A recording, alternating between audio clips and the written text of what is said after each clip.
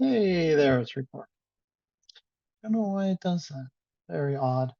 Um, Hi, welcome to class. Today we're going to be doing text. But first, let's take a look at what you guys did last week. I'm gonna share my screen. Come over here, share, and now we're looking at the homework.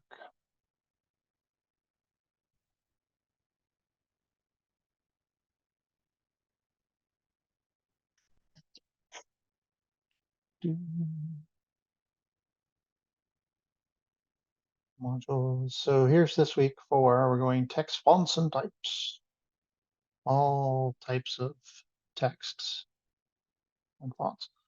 In module 3, we did masking and stuff. So let's have a look at what you did for your homework. By the way, if you want to watch the video for last week's class, it's right here.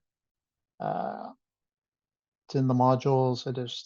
They'll all be like this. It'll all be class video.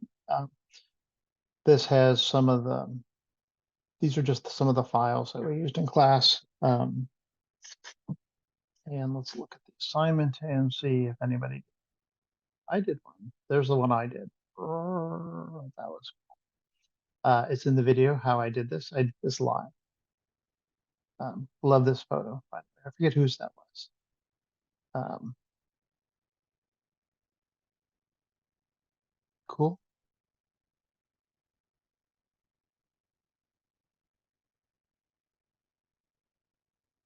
Very different backgrounds on that. Nice. You seem to be able to mat out the stuff pretty good, Maureen. Looks like you got a handle on how it works. Let's check your layers are looking good.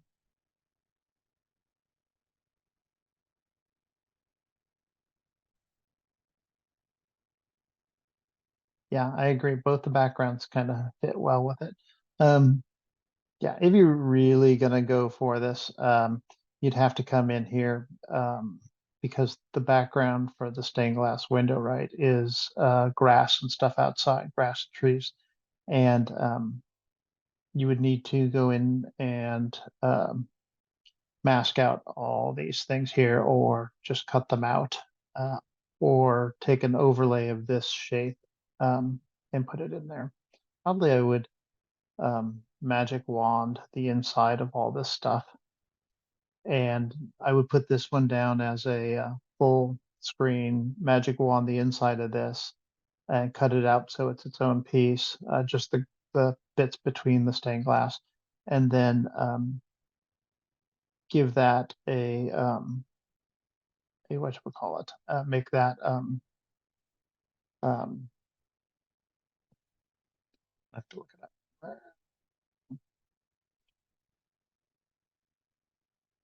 Oh, that's cool. Uh, change the blending to multiply so you can see what's behind it. Where did that hippo picture come from? It's pretty fun. All right, back to this. You know, when you work with Photoshop a lot, you just end up having weird random stuff lying around. That's good. Okay, we'll use that later on to do stuff. All right. So nice job, Maureen. I really like that. Your edges look good. I'm not seeing any of it's hard to tell because I can't really zoom in. And maybe if I put my glasses, I still don't think I'd be able to. It's still too tight. If I really wanted to inspect your um, handiwork, I'd have to go in and really um, see what you did. I do see at the bottom, like say 7 o'clock on the lower one, there's a bit of green poking through on your background. And I had that same problem when I did it. And remember, that's why I scaled it up a little bit. So you have it in the mask, and that's great. If you just scale it up a little bit, that little tiny bit of green would go away, or you could just paint it out. You have the perfect circle, so it should be fine. All right, nice. I do like that. And this is Gloria's. Cool.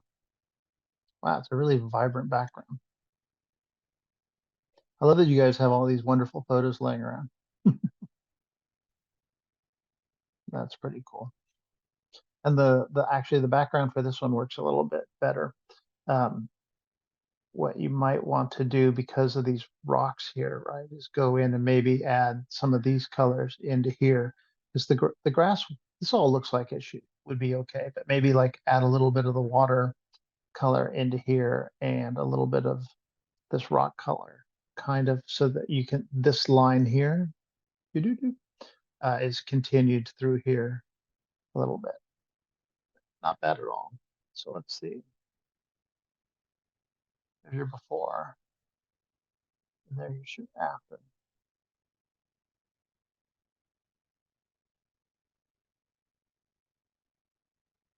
Nice. I have a hard time. Oh, this is, you did it two ways. I have a hard time telling the difference. You guys work in such subtleties usually. Coming from graphic design background, I'm more like, yeah, this was blue, now it's green. And you're like, yeah, this was burnt orange, and now it's cinnamon. Too funny. Now both of them are great though, and your mask is pretty good. A little tiny bit of white on the side of it, um, but not too bad. It's really a nitpicky sort of thing to get in there and do it. And like I was saying in the video, it's really hard to do the masking um, when the object you're using isn't perfectly round. You know, you have to fudge your object to be perfect. Yeah, I like that too. All right, Eileen, let's see.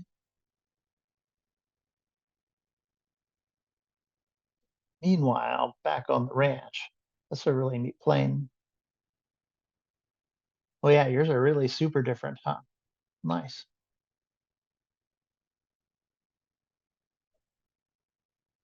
So I'm going to steal yours just because I keep talking about this, and yours is a really good example. Get back to you, Hippo. Take a break. Bring yours in here. All right. So all I'm talking about with the backgrounds, right, is my pen, possibly going in here. I'm going to create another layer so I don't destroy your original one. Not that it matters because I just stole your original one off the thing. Um, if, in order in order to be sort of believable, right? These sticks, and I don't know where the stick goes. Say it goes over here.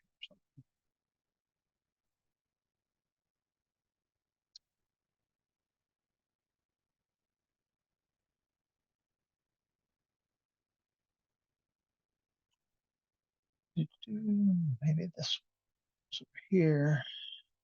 I don't know where that one comes from. We can get away with it having it. Um, so then you can, once you've created this layer here, you can make it a multiply layer, right?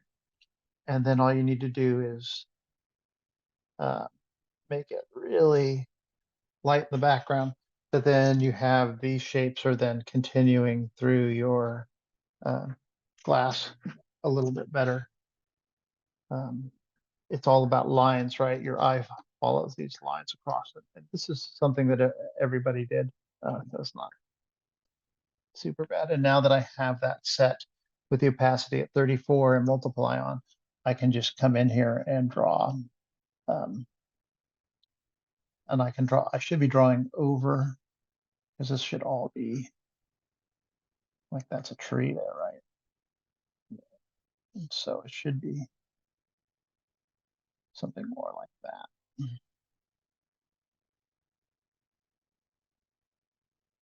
I'm trying not to draw because this will overlay onto the metal bits. I'm trying to just draw on the peaks so you can see through. But then you can kind of see that that works a little bit better. Whoa, what am I doing with a giant eraser? What have I been up to earlier today? Must have been big this page. Oh, this is almost nothing. Let's get some stuff more racy.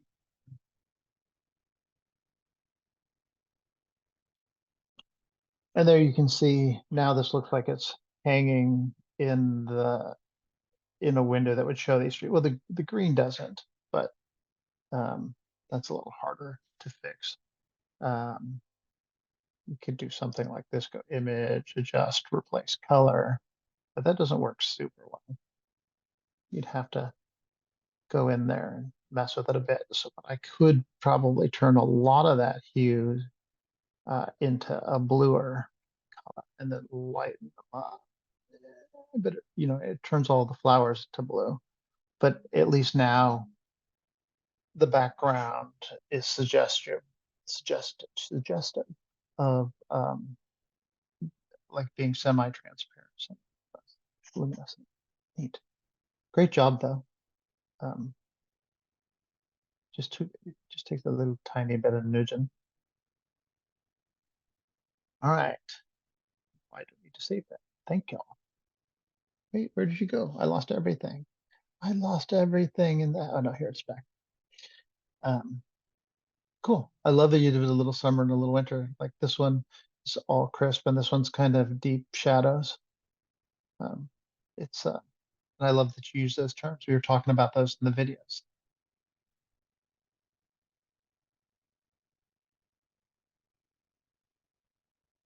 Yeah, I agree. Oh my. That's a bit rough. Look at that. By having to work with a mesh screen.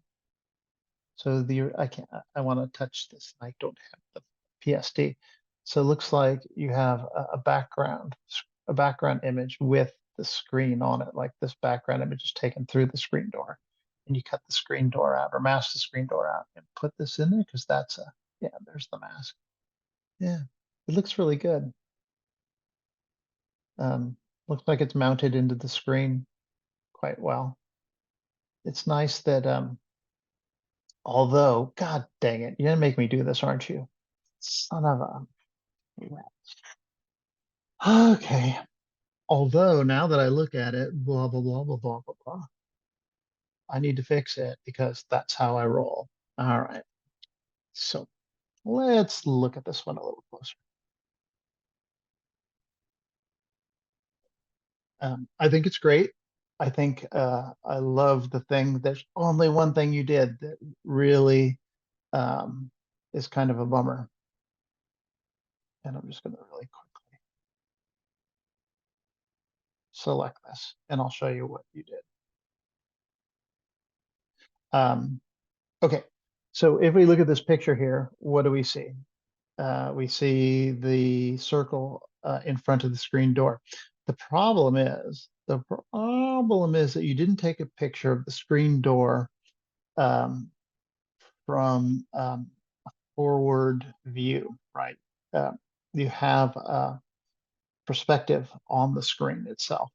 Um, And so you presented your circle in perfect forward-facing orthographic view, which means that this is a circle. We're looking at it directly from the front.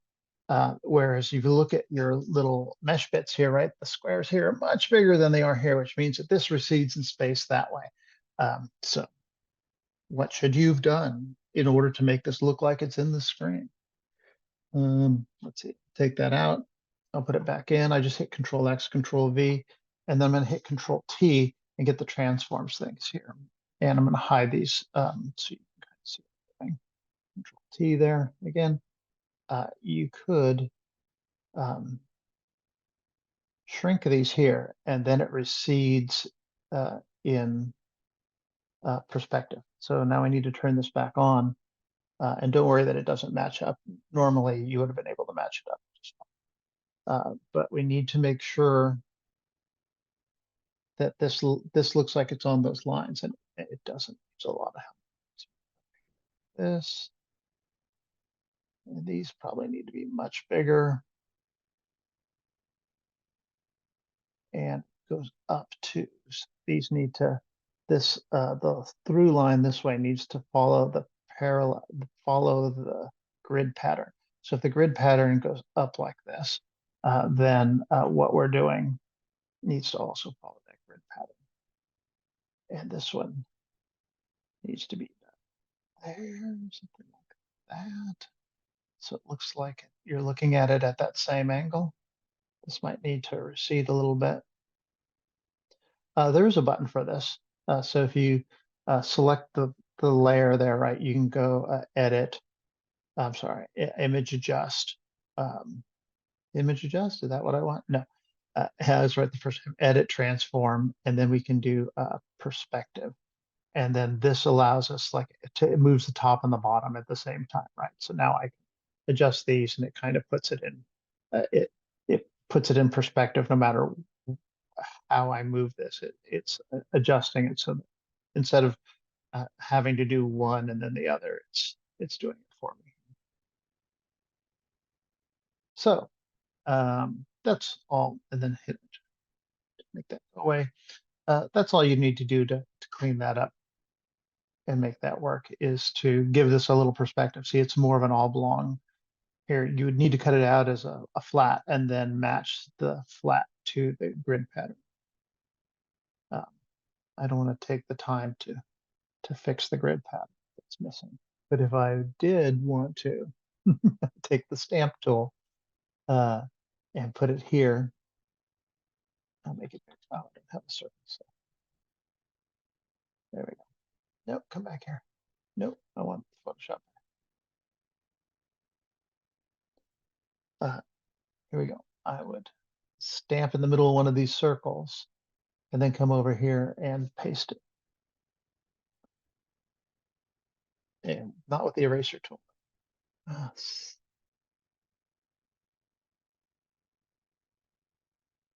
want that.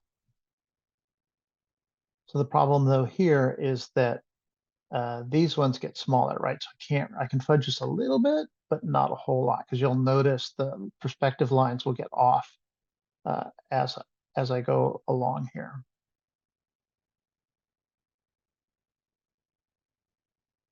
So what you really need to do is go up with them, because they don't change as they go up very much. Make that 100%. There, more like that. Stamp it again here.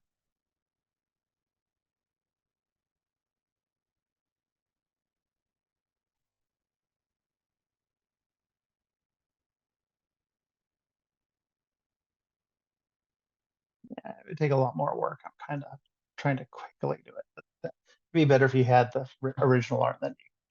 Anyways, that's something to watch out for, is if you're doing overlay stuff like this and you have if you have directionality notations within your image, like perspective, like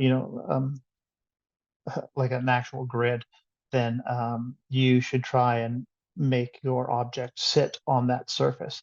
And these lines give you an idea of how that would happen, which is cool. All right. Wasn't going to do it, and then I did it. I do like it. I like this one too. Although I wish you had um, juiced, I'm gonna say juiced the picture to match the background. So it's all super purple and stuff. But I love what you've done to the trees and stuff. That's really nice colors. Oh, these are cool too. Beautiful photographs. Nice. A little bit of the edge sneaking through here on the hand done matte. Um, Once again, I know you guys may not be giant fans of them, but when you're doing this kind of work, this micro work sort of stuff, a Cintiq um, does wonders. And the Cintiq one, let's see if I can find it, is only a couple $100. Uh,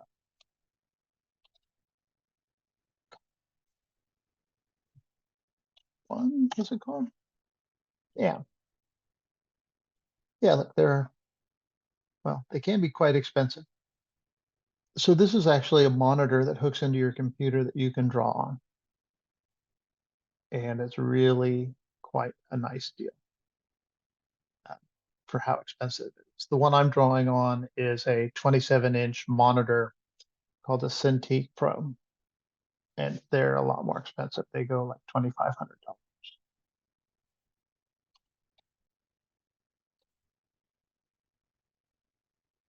I have a Wacom 6, Wacom, not a 16. I have a bigger.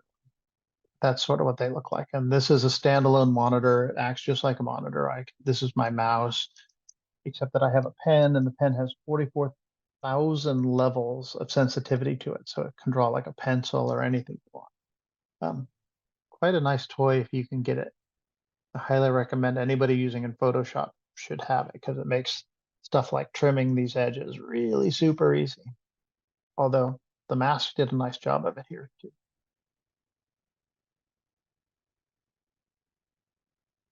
This one you put a red filter on. This one is a little darker. You guys are so subtle. Great job. Who is that? Cherry? Oh no, Cherry's saying great job. That's Tasha. Great job, Tasha. Looks nice. All right, this is Cherry's. Oh, look, see, Cherry did the put the time in. All right, Cherry gets an A. That's awesome. She went in and cut everything out, all the glass bits out. And then here she tried to match, didn't try, she did an excellent job of matching the actual image to the background. It's a very green sky and stuff, and all these colors here are present in here. So it makes it look like it's in the photograph. It's very nice. Both of these are super cool. This is a pain in the neck. You went in there and meticulously like, I went erase, erase, erase, erase. I wish you guys were online live because I'd love to know, like, ask questions like, do you have a Cintiq? Like, or did you do that with a mouse? Be super impressed if you did that with a mouse because it's really difficult. And I know for a fact that because we did it last week, the stupid remove background on Photoshop won't do that good job. Nice. Well, great job, everybody. Those are pretty darn cool. I'll give you guys grades for those. And for the people who still owe me them, that I won't review them anymore, but I will give you grades. You have a little time to turn them in. That's how I roll with class. And you'll notice that they have a due date, but they have they're due to the assignment, but they don't ever run out. You have like a lot of time to turn it in. So when you do them, just turn them in here, and then they'll pop up in the grades, and I'll see them. I can give you a grade. And if you need help, please, my lab hours are from 5 to 6 on Tuesdays. I'm online in the lab if you need help with it. So please take advantage of that if you need it. Usually I just turn it on and then watch TV because nobody ever shows up, but it's okay. I know you guys are out there somewhere. This is great seeing your work. All righty. So let's get to this stuff.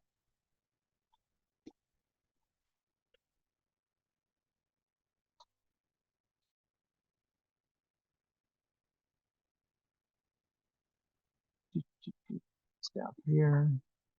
There's the instructor chat and the student chat. If you guys want to talk to each other, that's where you do it there.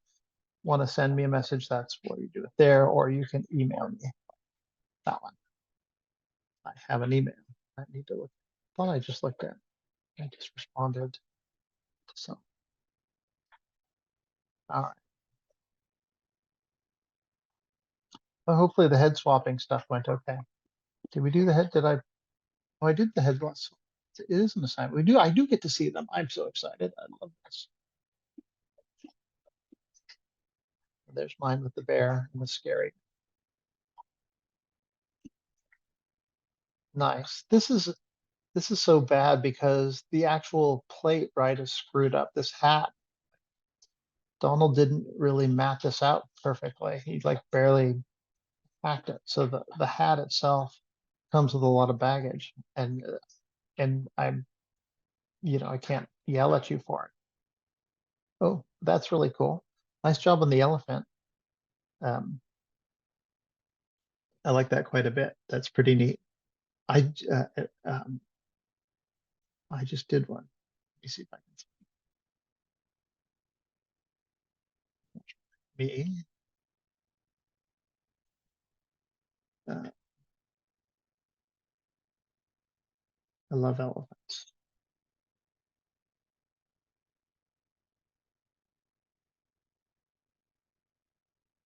Uh, I don't know where I put it. How much time should I waste looking for stuff to share?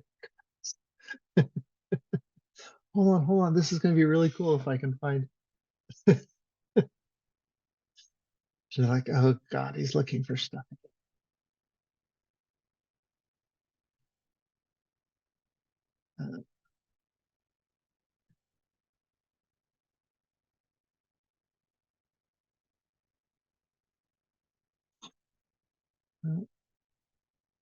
Uh, Here.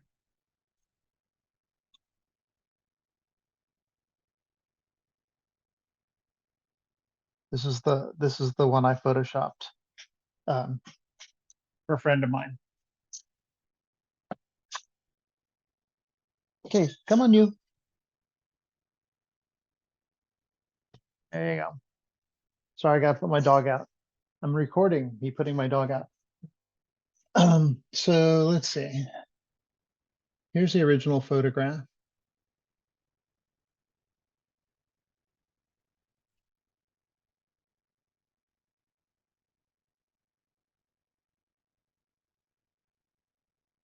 Nope, that's an altered one.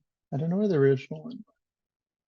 Well, the original one was pretty cool, but it wasn't as elephanty. So I elephanted up the the clouds a little bit by stamping, using the stamp tool. This one here, and on a really light thing, went doop doop doop doop doop doop doop. So it's very airy. And then I took these clouds here and kind of stamped them around, and I filled in the ear a little bit. But that's really all I had to do. Like this was all pretty much here. Like I think the trunk went to here, and I just extended it a little bit.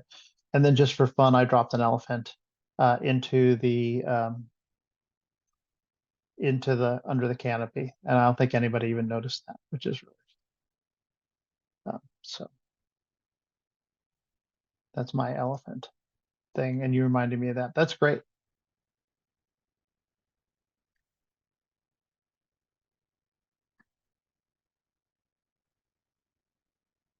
Great.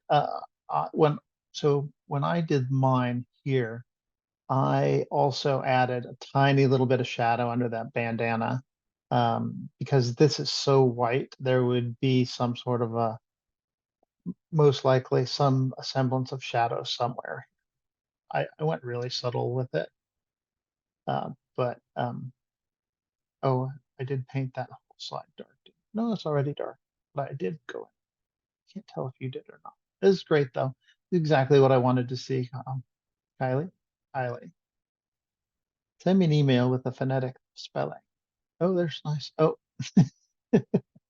that's great. Get that bear kid away from that dog. Nice. Yeah. So you guys have a hard time with the detaily stuff on this because you're using bars of soap to try and do this. Um, Using a pen is the bomb. Can I say the bomb?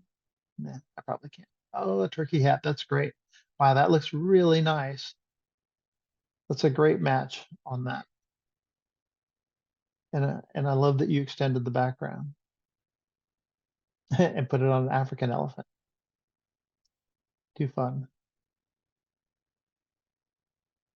It's nice that that and that match up, right? It's a good color, a nice color balance on that. And the fur really looks like that's really nice detail in there. The hat behind it. I don't know if you added stuff to it, but it ended up this little tiny bit here makes that super believable for me. So great job. Sorry, I am the butler for my dog. Um, All right. Oh, that's great. I love everybody like did real elephants. I'm so excited. And you cut away the hat stuff. That's nice.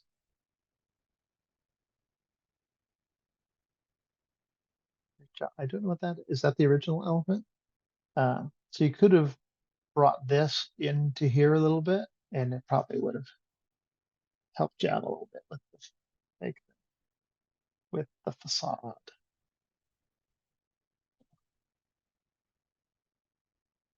And of course, to do that, right, just take a lasso tool.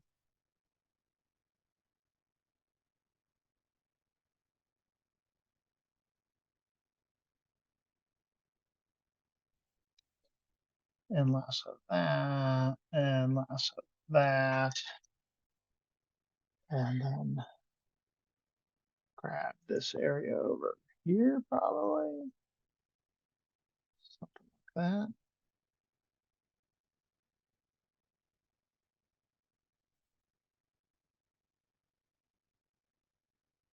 Something like that, and then maybe even a little bit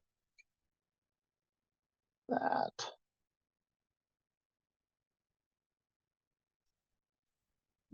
And then you take this and a little thing and sculpt the shape of the elephant a little bit better.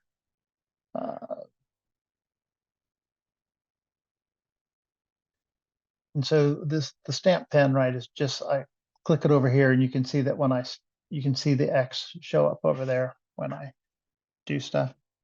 Um,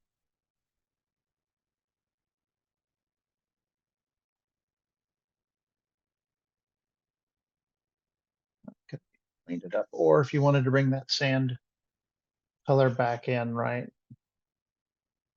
then you could magic wand it. Yeah. First we got to open it up. Magic wand it.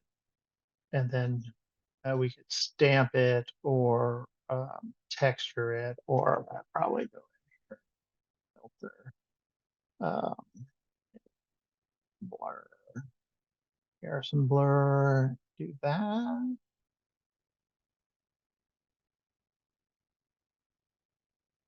That kind of took it away. So undo that and go, how about filter noise? You can add noise to it. It looks all pixely and stupid.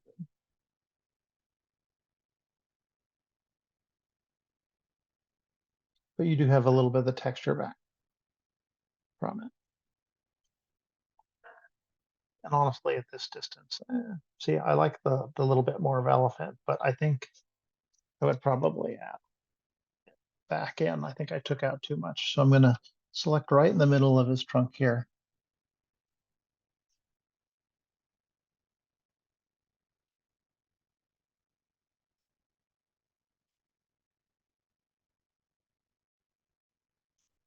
Something like that. And then just bring up the brush.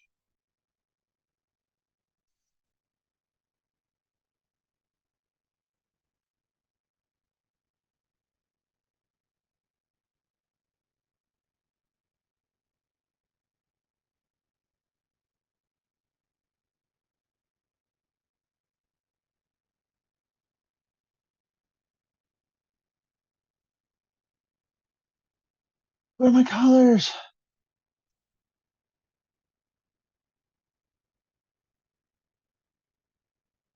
I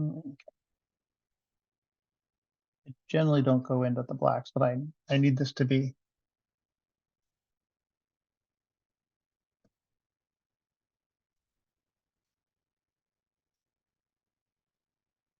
different, right? I need this to, I need you to be able to see the leg and stuff in order for it to be believable. And then wrap the shadow. So wrap the shadow around the leg to kind of give it a little volume. Generally, that would happen with the texture. Should wrap around. Like had I just grabbed this bit of the trunk and used it as a leg over here, it would have been fine and dandy. But I went and I did it the long way. And now I'm paying for it by having to micro brush it. Anyway, okay, different things to do. So there you go. That's a little better, worse, different. That's a theory. I'm trying to do this really quickly. Don't want to go off on too many tangents, but I like that. Nice job. Oh, a cow. Nice. My daughter goes to Davis, so we're big on cows in the house. My dog grew up on a dairy farm too. That's really funny.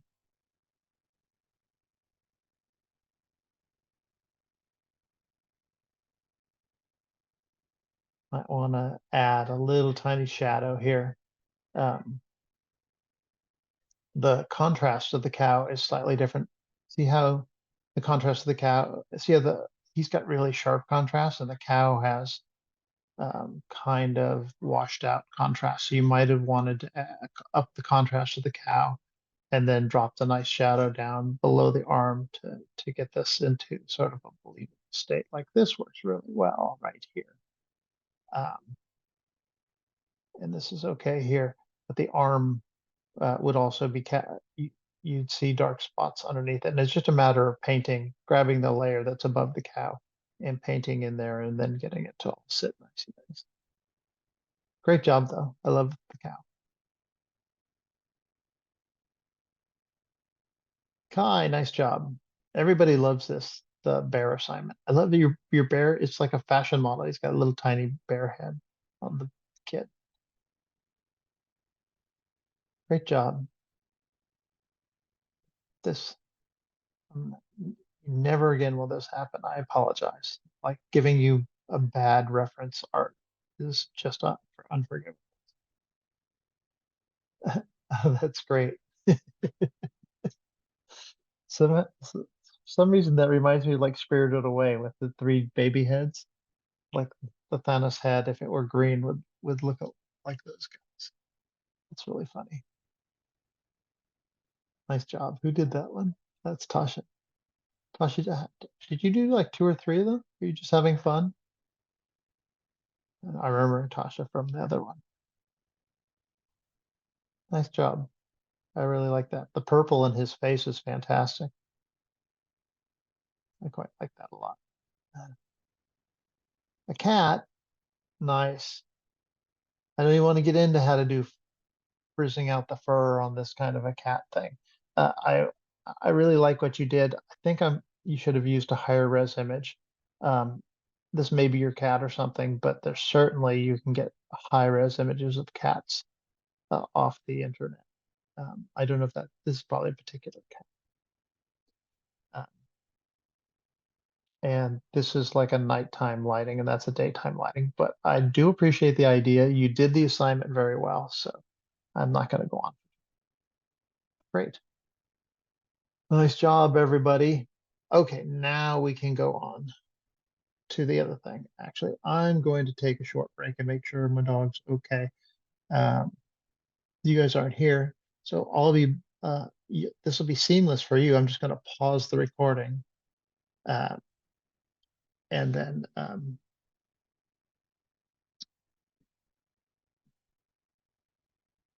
be right back. But you guys won't notice it because you're just watching this in a video.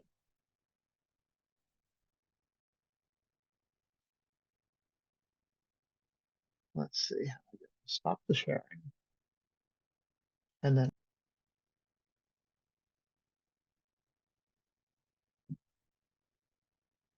All right, let's go. Are we talking? Hello? Oh, hello? Oh, darn it. Hold on.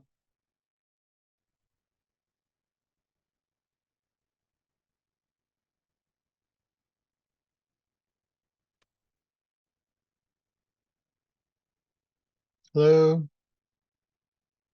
Mhm, mhm, mhm.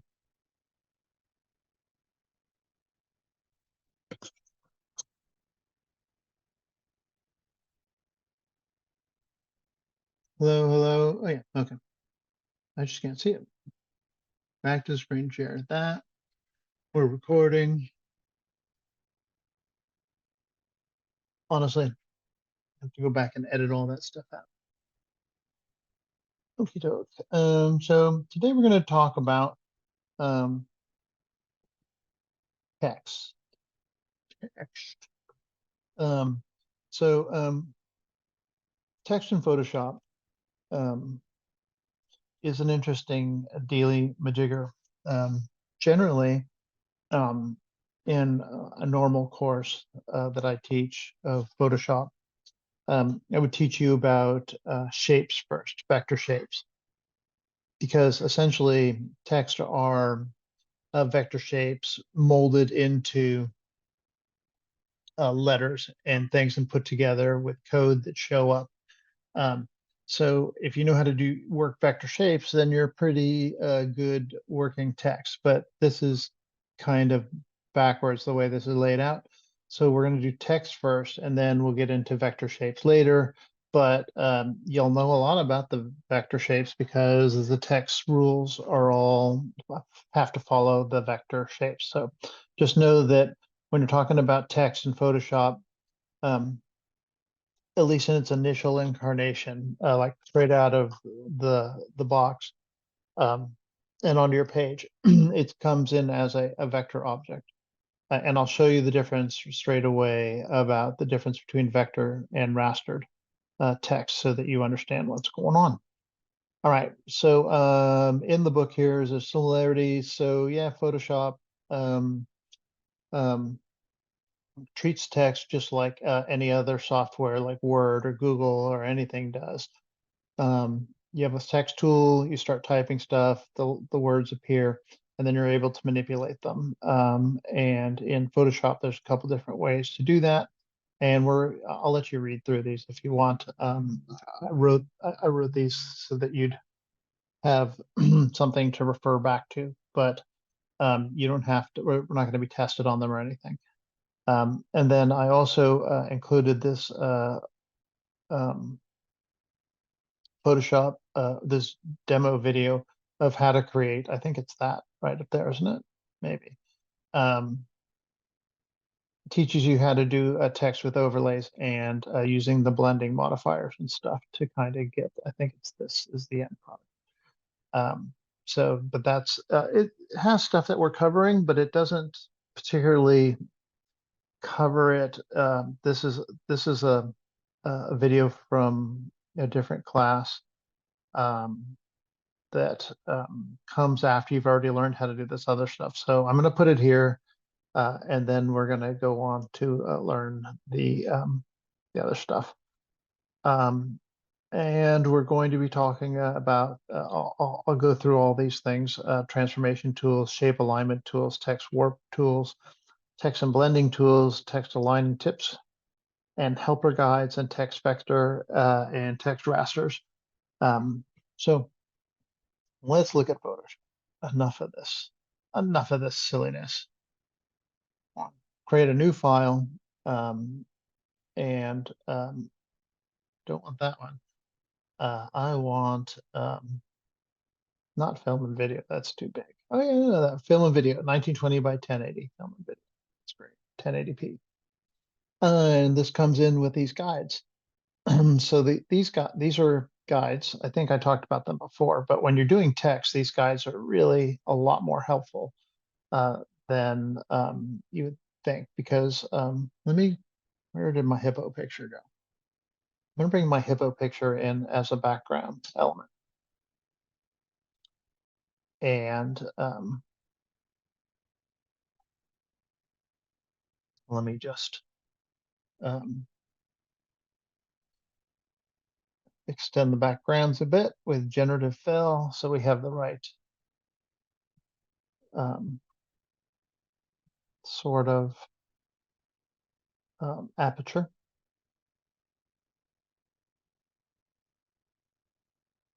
And you guys can use any picture you want. I'm tired of giving you very specific images. Oh, well, that's not right. How about that one? No? How about that one? This one's sort of okay. Maybe it's too much for it to think about. Let's just do one side. I'll delete that. Just do this one side. Then we'll generate fill it.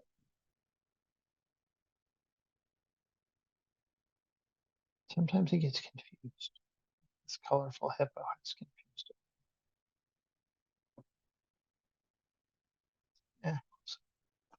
Um, that one, that one. Okay. And now we'll go do this side. Wow. All of a sudden, I could have done this a lot quicker without generative fill. All of a sudden, it's taking a long time. Mhm, mhm, mhm, mhm, mhm, mhm. Should I put the camera over here so you're looking at me looking at stuff rather than to the side? Generally, I have my camera over on this computer. I'm working on this. Ah, all right, that's horrible, but I'm just going to go with it because I don't want to be bothered. So I'm going to flatten, merge those layers together. So now I have, and I don't need that one there. Nope, I'm going to delete that. All right, so, and now I'm going to go here. So guides, you can, one of the things about guides is you can show them or hide them. Um, and if you go up here, they live in, sorry, in view, um, show, and then guides and grids and stuff. So like I can turn the guides off, and I can go view, show, screen or slices or grid. Grid's a good one. Um, Grid's a nice one, except that it's you need to the grid size is too big on the or too small on this, so it's not really useful. Like a grid is really good when we're doing type because then you can say, okay, it's I need it's it's 1, 2, 3, 4, 5 from here, so I need it to be 1, 2, 3, 4, 5 from here. So that's the area I have to play in. But there are other ways to do view show. I haven't quite figured out how to change the grid. It's somewhere up there. Anyway, I'm gonna turn it off. Oh, there's also slices. I turn on slices, which is a way of breaking this up for saving. Let's see if it showed up. View guides. What am I doing? Show. Turn off grids. Oh, and you can kind of see the slices. So generally, what a slice does is it breaks this up into one piece and then two other equal pieces. And I forget what it's for. It's like printing or something. I don't ever use it for anything. Um, film used to use it in video games for really large pictures when you wanted the computer to load them quickly. You would break your picture up into like a 6 slice or a 9 slice, and it would reassemble it. But I think computers got fast enough, so maybe if it's like 8K, you need to do that or something. But I haven't had much call for it. I know it exists, and I've had to use it a couple times, but only like 2 times in a whole mess of years. So um, don't need to do that. What I do like to turn on here, right, uh, is rulers, and I have rulers on. You can see them here. And if you click on them, you can change them from pixels and inches and picas and all sorts of stuff. We talked about that last week. They start here at the edge of the frame, and they go into the negative, and they go into the positive. All right, but text. So this is the text button over here. And you can't see it, but at a frame, the pop-up tip happens. So text button comes in 4 different ways, 4 different shapes, 2 different shapes. Interesting. Text is supposed to come in 4 different ones. They're supposed to be masks ones too, but they come in horizontal and vertical. So if I just click on, we're just going to do normal text, and you can see here, I'm just going to click down. And when I click down on the text, it gives me what's called temporary type. You can move that around. You can't see it because it's black. It came in black. So I'm going to select the text, and in here, I can pick a color. Um, I can choose a color that's in the scene if I want, just by using the eyedropper. this is the new, whatchamacallit, generative fill thing, and it pops up for text as well. So all that stuff exists up here too. I can just as easily click here and pick a color that works. And then if I need it a little bit brighter or darker, I can change it like that just by moving it around. I hit OK, and then our text is all set. So now I can change this text. This is called temp text, right? And all you have to do is select it and type out whatever you want. Hypo's rule. How about Hippo's rule? And so if you grab the text thing here and click it down, it brings up what's called a header, or it's one line. So it's quite possible. Let me find something here. It's quite possible to grab a whole bunch of text, say this, and then bring it over here. And I just need to click down. There's our thing there. And I could hit Control V, and it's all formatted, and it brings all that text I just copied. Right now we're at left justification. So all I need to do is, oops, I have to select it all so that it's highlighted, and then I can make it right justified. And it's a more like it was in the other thing. So these are the justifications. I have left justify, right justify, and then center justify. And that works with the single ones as well. And you can see these came in on different, every time you hit the text button, it comes in on a different layer. I'll delete this layer here. If I have this layer selected here, and I want to type something else over here, it makes a new layer for me. There's that new layer. And there's all sorts of bugaboos about, like, you can't do certain things while text layers are selected. It's really strange. So I think it's like you can't save as something. It's like if you ever can't do anything and you're working with text, click off of it onto something else, and it'll let you do whatever you're doing.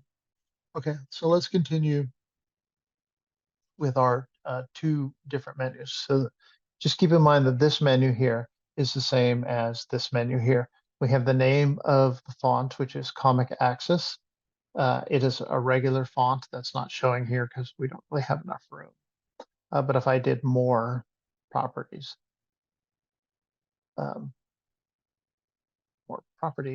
it would show up.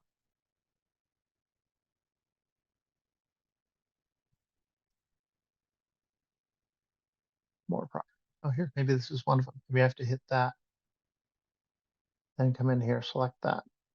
And now I want more properties. That's supposed to bring up more. Anyways, we can see them up here. So I have, this is the color, this is the justification, this is the density of it, like sharp, crisp, strong, just like a line would be. This is the font size here. This is bold or small or something.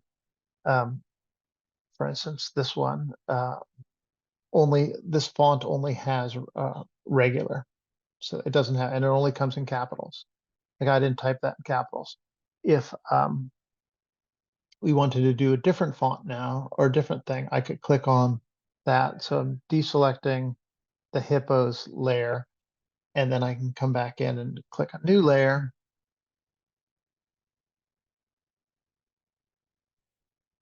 And I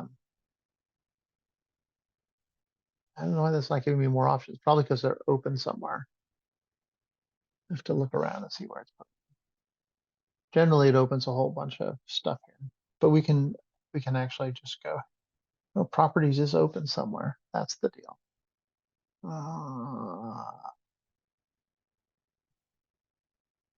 There we go. So this is all other stuff. We'll get there in a second. So if we want to change the font, we select it, and then I can go into this, click on this button here, and it shows me all the fonts that are available on my computer. And this is just like Word, right? If you've added fonts to Word at all, this is the same sort of thing. So for instance, I can choose like an Arial font, a really silly one. And then this will give me more options. No, up here anyways. So now I can have it um,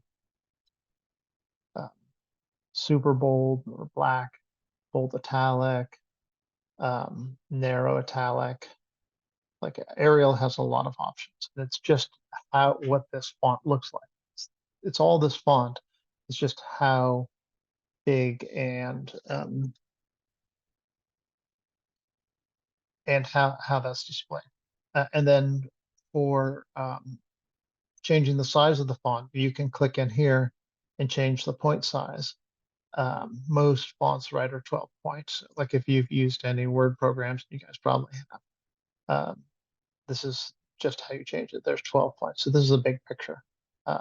Generally 12 points is like what you read normally in something. So I'll make that 24. If you want to raise this manually, you just hold down Control and grab this corner, and you can size this manually. The problem is that you can also stretch the heck out of the font, and you don't want to do that. So if you want to change the font, I suggest you change it up here so you don't get 9613 or something. You can just do 96. Okay, neat. You can change the fonts here too in this and all that stuff. And there's a whole bunch of other things. They're not showing up.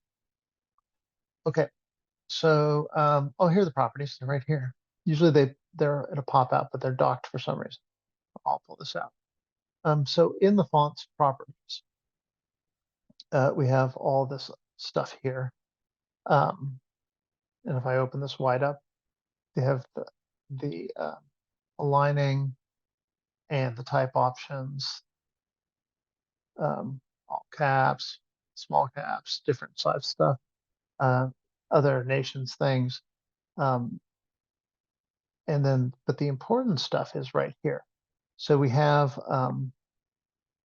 different kerning, right? So this font doesn't have anything to it. I'm going to select this one.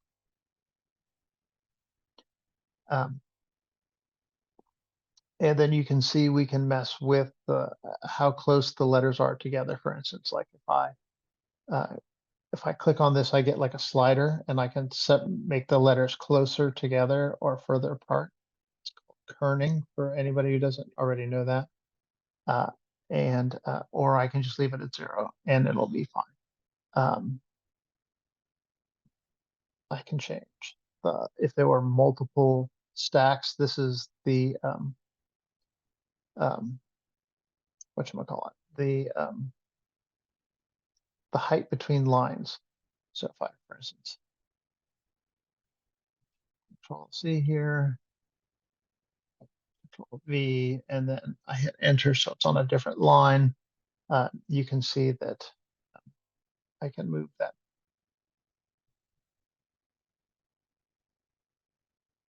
second line up and down like that. And I don't know how much you know about fonts, but it's a good idea that the tallest bits and the lowest bits don't have a little space between them. All right, yeah, well, yeah, because my font's 95, this should be actually 96. That should match that. Cool, and then there's stretching scale stuff too.